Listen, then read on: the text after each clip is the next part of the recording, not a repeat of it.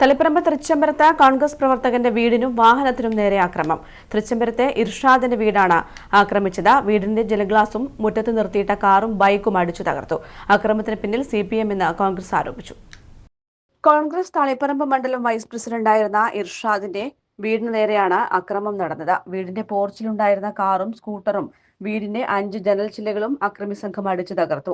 വ്യാഴാഴ്ച രാത്രി 11:40ഓടെയായിരുന്നു സംഭവം. തൃച്ചംബരത്തെ വീട്ടിലേക്ക് 3 ബൈക്കുകളിലായി എത്തിയ CPM പ്രവർത്തകരാണ് അക്രമം നടത്തിയതെന്ന് കോൺഗ്രസ് ആരോപിച്ചു. ഇർഷാദ് മലപ്പട്ടത്ത് നടന്ന ജാഥയിൽ പങ്കെടുത്തതിന് പിന്നാലെയാണ് അക്രമം. ഇന്നലെ രാത്രി 11:30 മണിയോടെയാണ് എൻ്റെ വീട് ആക്രമിച്ചത്. ഒരു 10 CPMന്റെ പ്രവർത്തകരാണ്. ഇന്നലെ മുതൽ എനിക്ക് സോഷ്യൽ മീഡിയകളിലും മറ്റുമായി എന്നെ ടാർഗറ്റ് ചെയ്തുകൊണ്ടാണ് ഭീഷണിപ്പെടുത്തിക്കൊണ്ടിരുന്നത്. ഇത് എന്തിൻ്റെ പേരിലാണെന്ന് എനിക്ക് ഇതുവരെ മനസ്സിലായിട്ടില്ല. ഞാൻ രണ്ട് ദിവസം മുൻപ് മലപ്പട്ടത്തെ ഒരു പരിപാടിക്ക് പങ്കെടുത്തിട്ടുണ്ട്.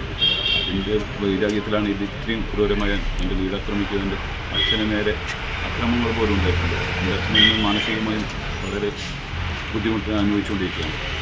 എൻ്റെ വീടിൻ്റെ മുഴുവൻ ജനൽ ചില്ലകളും എൻ്റെ ബൈക്കും കാറും ഒക്കെ അടിച്ച് തകർക്കുകയായിരുന്നു. തളിപ്പറമ്പ് പോലീസ് സ്ഥലത്തെത്തി പരിശോധന നടത്തി. ഇർഷാദിന്റെ പരാതിയിൽ കേസെടുത്ത് അന്വേഷണം ആരംഭിച്ചിട്ടുണ്ട്. News bureau, Taliparamba.